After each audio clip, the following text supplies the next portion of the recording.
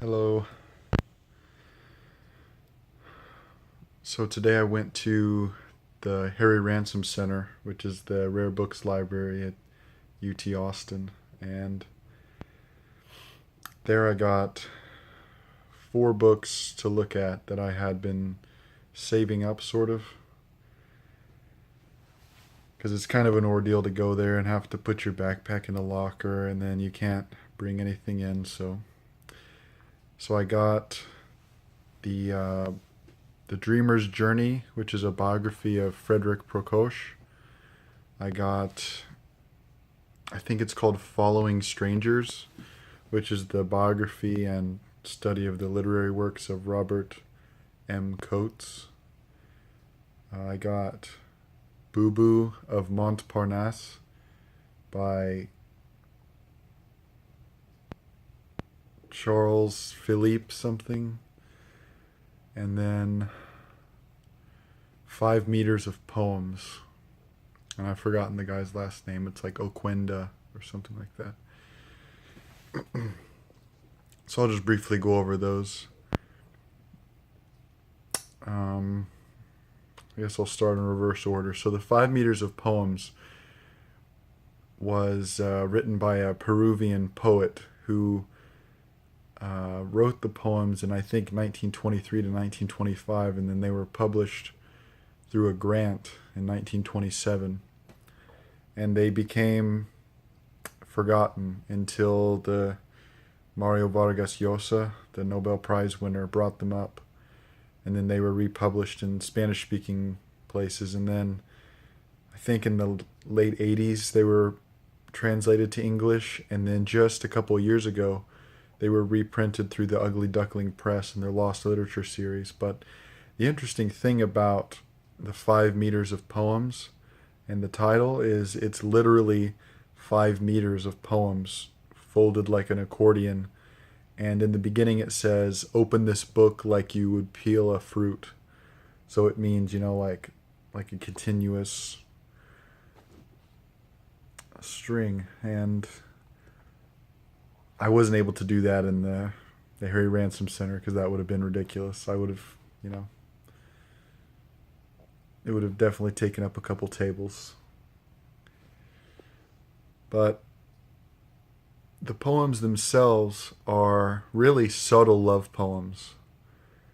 And it also is very experimental. Like, it includes advertisements of the time and like images you would see, some contemporary figures. But the main thing that I liked was just the subtlety of the love poems. And it used like references, or like it was reverential in a very subtle way. It's not like blasting you with love is an ocean, stuff like that. It was very, very subtle, and it was enjoyable. Unfortunately, it's not cheap, so that's that. And then the second one is the Booboo of Montparnasse, which was translated by some woman, Valerie something, and then there was an introduction by Ts Eliot. That was done, I think, in the 30s. Actually published by Harry Crosby. His press, at least. Crosby International. And then it was republished again in the 40s, 50s. And that's T.S. Eliot's was reprinted. And that's a very cheap book, actually. But the main idea of that book, from what I could gather, it's short. It's a Parisian man walking around. Well, he's like, I think 20. And he's walking around Paris, and he's lonely, so he's, kind of looking for people to spend time with. And it continues from there, but it's really precise. His impressions and analysis of people at the time, and then, of course, even now, it's very precise. I would read some of it, but the pictures are on my phone. And the book is locked away. So you'll just have to trust me. And then, so I guess I'll skip Coates because I have an extended thing to go on about him, but Frederic Prakash was pretty neat. That biography of him is, I think, around $100. So that's why it was in the Rare Books library, even though it was only like a couple years old. But one thing I learned about him that was interesting is his dad actually wanted to name him Friedrich, but then he decided on Frederick, as it's spelled like Chopin, because of that. Because Chopin was his mom's favorite composer, and she would play the piano a lot. And one thing I also learned is that he lived in Austin, Texas, in like just before World War One and during World War One. It was like, the 19 teens. I thought that was interesting. And it even gave his address in the book, and I wrote it down, so I'm going to see if I can find that address. 714 West 23rd Street. So, and the title of the chapter in his biography was The Violent Aridity of Texas. And I have to say I agree with that statement still, 100 years later.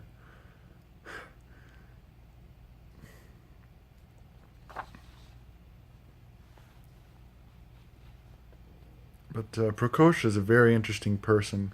And I noticed, excuse me, I noticed this connection between Prakash and Robert M. Coates, who I'll get to in a second. But Camus said that Prakash had invented the geographical novel, and it said in his biography Prakash would, when he was a child, he would just sit on the floor with a map spread out in front of him, and he would just look at it and imagine like stuff that was going on in each place, or what he would do if he could travel everywhere. And he always valued travel literature, or at least, like adventure stuff. And I appreciate that, because it's normally considered a genre, like easy type thing, but of course it doesn't have to be. I always have to catch myself with those sort of things, because I use Melville as my correcting post, because people look down on him for being a genre writer, and they were idiots. So in order to minimize that prospect, I try not to look down on genre writers too much, but they deserve it often. Not looked down on, but not appreciated nearly as much as other things, I suppose. And then, let's see. So, yeah, I think I'll just get into Robert M. Coates, who has been my main interest in the last week. So I found him from someone on Goodreads, who had read his first published book titled The Eater of Darkness, which was first published in 1926. And I looked at it online and saw that it was obscenely expensive. The only ones you can find online are like $500, because it's the original edition from the 1920s. It was published, I think, 3 times within like 10 years of the first publishing, and then I think it was published once in the 50s.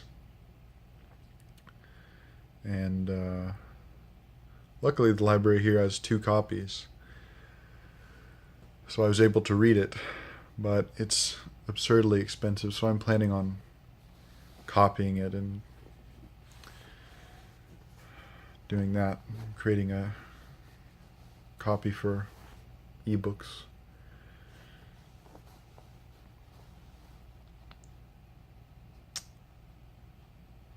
So I found that book and read it, and then he also wrote It's, his first three novels are considered to be experimental, and then he wrote two genre books after that.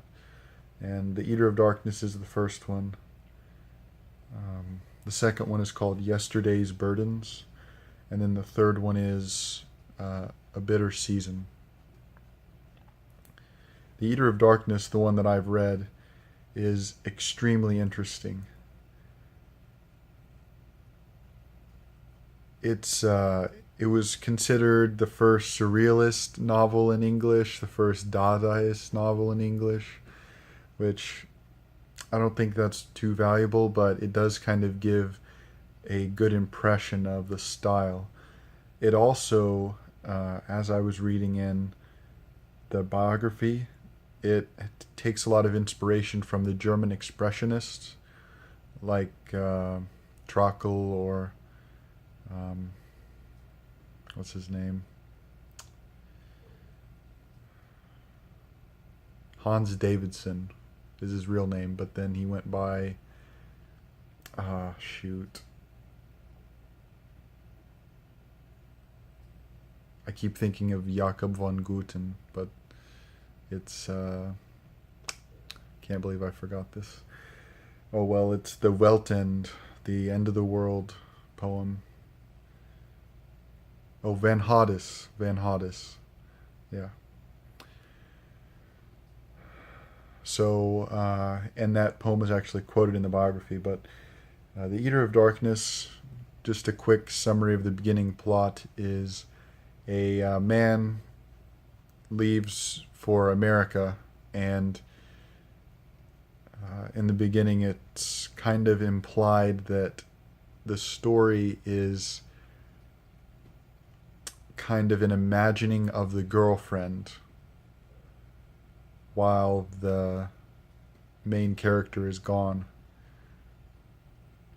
But anyway, it does go from the perspective of Charles Doggerar, who is the guy who goes to America, and almost instantly he gets stuck in this kind of like dream world. And the closest thing that I could think of that was similar to it that I've read is Boris Vian, Froth on the Daydream. But at least compared to the translation, this book is significantly better. But to give you an idea of what this book is like, he meets this mad scientist through a really random situation. And the mad scientist has this X-ray gun, and he was using it to kill flies, but then he's bored by that. So then they just shoot it out into the open, and it says, "It impinged on the left nipple of the lady across the street, passed slantingly through the tissues, nerves, veins, arteries, bones of her body, issuing at a point slightly below the small of her back, whence, more rapidly as the old gentleman more eagerly extended the focus, it progressed swiftly through a bottle of glue, 3 eggs in a window box, a cigar, the mechanism of an alarm clock, the chain of an electric light fixture, 4 pages of the graphic, the hand of the reader, an orange, an L station turnstile, a goldfish bowl, a cushion, the calf of Ann Pennington's leg, 2 kissing lips, an iron handrail, a corset string, a garbage can, a plate of ham sandwiches, Lawrence Vale, Peggy Vale, or Guggenheim, a pack of cards, a glass eye, 2 felt slippers, the C in a chop suey sign, a cigarette holder, an umbrella, Reginald Marsh, a bottle of gin, an art bronze book rock, Theodore Dreiser, a clogged drain pipe, a sheaf of Schultz cigar store coupons, H.L. Mencken, a stiletto, Kenneth Burke, a stethoscope, a martini cocktail, 2 pretzels, a cocktail shaker, Howard Young, Kathleen Millet, a pack of Luckies, Skeet's Etymological Dictionary, a copy of the New Yorker, So it goes on for about 4 pages in that way, but I thought that was just so funny. And that's the thing about this book that you probably wouldn't anticipate from how it's portrayed online, is it is extremely funny. I imagine it in the tradition of Tristram Shandy, where you take like a normally, like, not boring but predictable type story, like a crime thriller type story, and then you just totally mix it up and distort it where it's fresh, completely fresh every page you read. And going a little bit about Coates' biography, he was born in 1897. He went to Yale, and then after that, he went to France, along with all the like Lost Generation authors, Hemingway, like Peggy Guggenheim and Lawrence Vale. He was quite good friends with Gertrude Stein. He kind of, I guess there was this debate between Gertrude Stein and James Joyce's style of writing, and Robert Coates, he went after Gertrude Stein. And I thought that was pretty interesting because what I've read of Gertrude Stein is nothing like Coates' writing, so maybe I read the wrong stuff, or maybe it's not really a stylistic sympathy they have with each other. But I thought it was interesting that he knew all these people, like Malcolm Cowley, that famous editor, and he also wrote a memoir, and that biography quoted his memoir a lot. And in the memoir, he talks about how you could just walk down the street and see Tristan Tzara and, all those famous people, Gide, Andre Gide, just, all those hugely famous people, Louis Aragon, the Dadaist, and I just think it's so fascinating to think about that time. Another person who he was very good friends with was Kathleen. Shoot, my memories. I think early onset Alzheimer's. But anyway, it's the woman that one character in The Sun Also Rises is based off of. And he would stay at her house. She was a writer and a journalist. He would stay at her house often. But the connection between the geographical novel that Camus mentioned with Prakash and then Robert M. Coates. So one of the affinities that Gertrude Stein and Robert M. Coates had was Coates would always be seen walking around in completely random parts of Paris that none of the other expatriates or tourists would find themselves in. And Gertrude Stein also liked to go around to the more quaint or unchanged parts of Paris. So they would bond over that quite a lot, and sometimes they would even run into each other on these unusual parts of Paris. And in that way, and I think of this kind of in the same tradition as McCarthy does now, the sense of place in Coates is extremely precise. Like he mentioned street names, he mentioned specific places in New York and Paris, and he also does that in his next novel, Yesterday's Burdens. But I guess to finish up with The Eater of Darkness, all I can say is that if you have access to a library, I would really recommend reading it. If you like Dos Passos early novels, Manhattan Transfer it's in a different tone, but it does give the same like very strong and personal impression of like living at that time in the mid-20s. Because Manhattan Transfer was 1925 published in, and then this is 26. So very, very comparable. But it also has the humor of like a Tristram Shandy, or actually, that reminds me. There's a quote in Greek. Oh no, it can't be Greek. It's Latin on the front, and it comes from Petronius Satyricon. And translated, it means something similar to, joining forces we have despised that which is artificial, mannered, or affected. And that's the beginning quote of the book. And this book really is completely unique because it's self-referential in the way that you would imagine a postmodern novel from the 60s would be, but it's not overbearing in that like paranoid way, which I appreciate very much, the lack of the overbearingness. But let's see. Some other things I read in that was he was friends with two other poets, John Brooks Wheelwright, who writes some very interesting poetry. He has several poems on Poetry Foundation, and then a guy named S. Foster Damon, which his stuff isn't very good, unfortunately. And then also, I don't know if anyone else knows this, but there was a woman, Thelma Wood, who was in the group in Paris at the time, you know, like Juna Barnes. And her nickname was Nightwood. Thelma Wood, her nickname was Nightwood. So that must be where the inspiration for Nightwood comes from, the novel.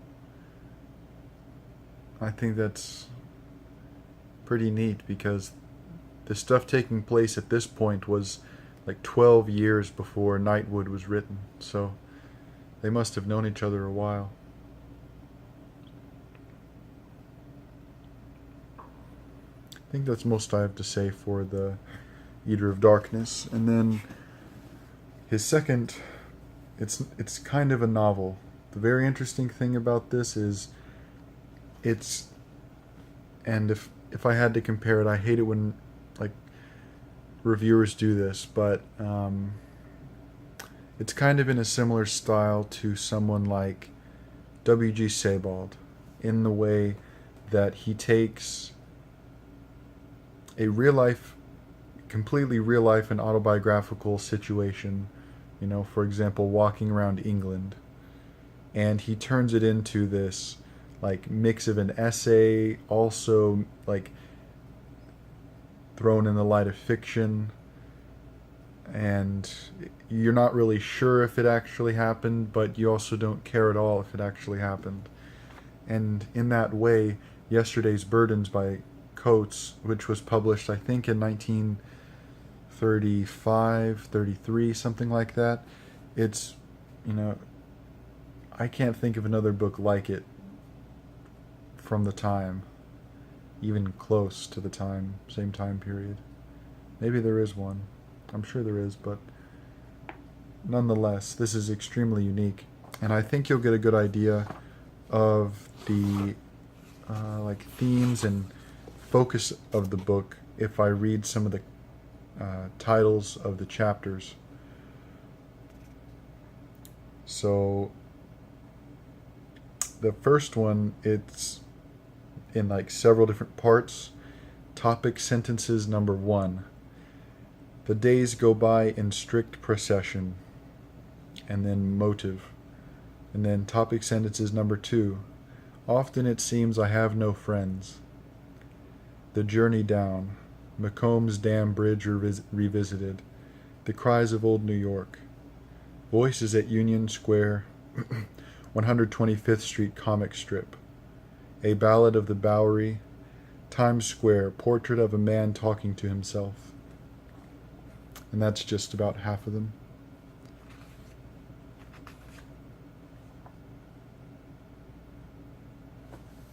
But it's told in such a like calm and pleasing style. I'm only about halfway through, and not quite halfway through, about a third. but it's just so enjoyable to read. And luckily, you can find this one for pretty cheap. It's on like Abe's Books and Amazon and whatever else. And then his third experimental novel I haven't looked at basically at all, but I know it was published, I think, during World War II or just after, and it takes place during World War II in the time leading up to D-Day. It takes place in America. And I think that would be perfect to read, coming from a guy born in the 1800s, and then his opinion on World War II. And also, he's a very intelligent guy, so...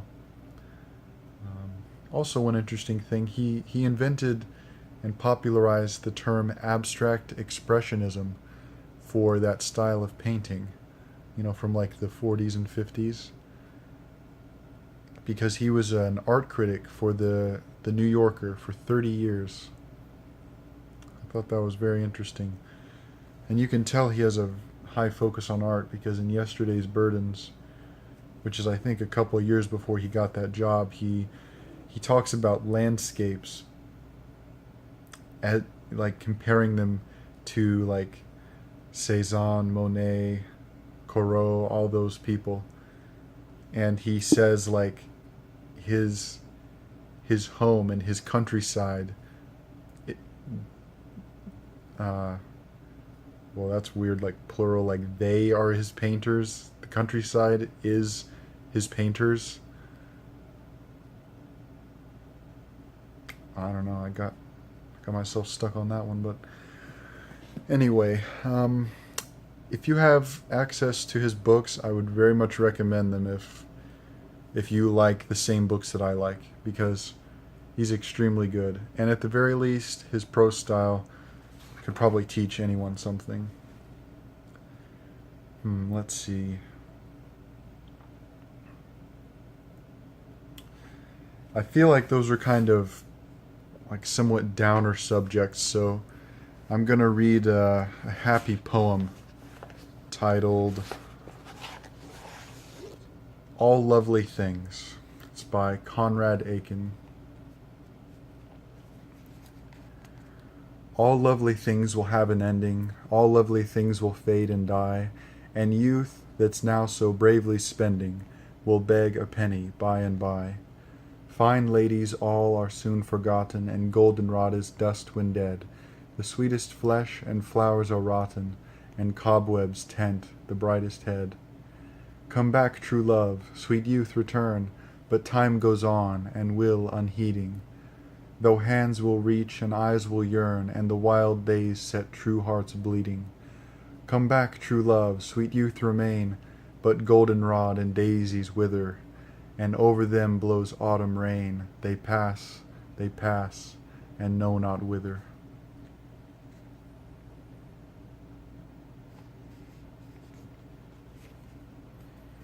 And then also another uplifting poem to go along with that. I think actually the very first time, I'm sorry, I keep looking over here, but the very first time I heard of Conrad Aiken, and the very first time I started looking into him, it was actually from this poem, Discordance, because someone had mentioned they read it at a funeral, and then I looked into it, and that kind of just like, extrapolated itself. But I really like this first section here of Discordance. It's the first part, I'd say. Music I heard with you is more than music, and bread I broke with you is more than bread. Now that I am without you, all is desolate. All that was once so beautiful is dead. Your hands once touched this table and this silver, and I have seen your fingers hold this glass. These things do not remember you, beloved, and yet your touch upon them will not pass. For it was in my heart you moved among them, and blessed them with your hands and with your eyes. And in my heart they will remember always. They knew you once, O beautiful and wise.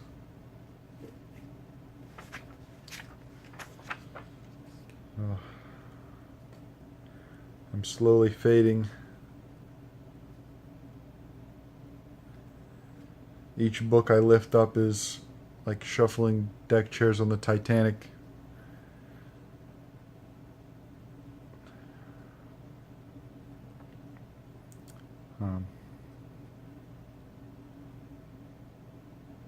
Yeah. Dang, I had more stuff to say, but it's already gone on for quite long. 30 minutes. That's about how long I planned it for, so. Alright, last thing I'll do. If you feel like listening to this, I'll give you a Death is a Gang Boss if you don't want to listen, but I want to read The Wasteland by Ts Eliot. Because it's just been on my mind. I'm not going to read the whole thing, but I'll read part of it. Published in 1925. Did I say The Wasteland? I meant The Hollow Men. I hope I said The Hollow Men, but I feel like I said The Wasteland.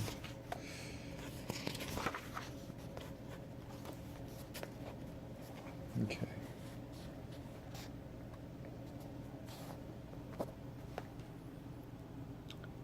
A Penny for the Old Guy is the subtitle.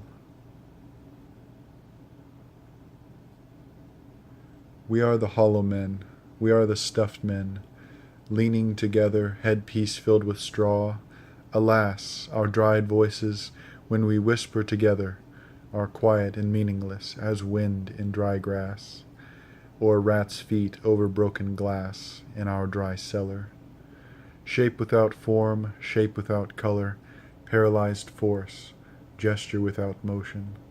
Those who have crossed with direct eyes to death's other kingdom remember us, if at all, not as lost, violent souls, but only as the hollow men, the stuffed men.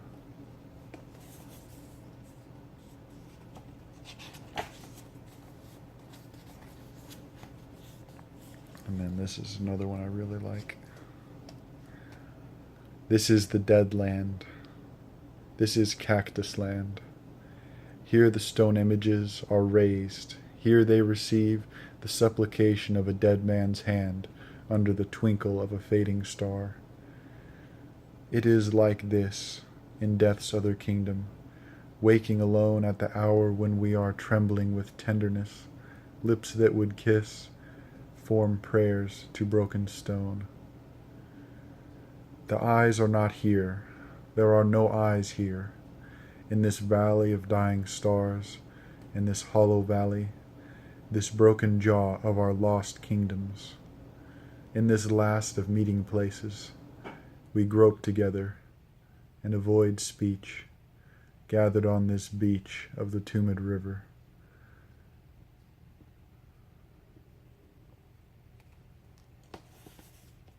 Such those 4 lines there.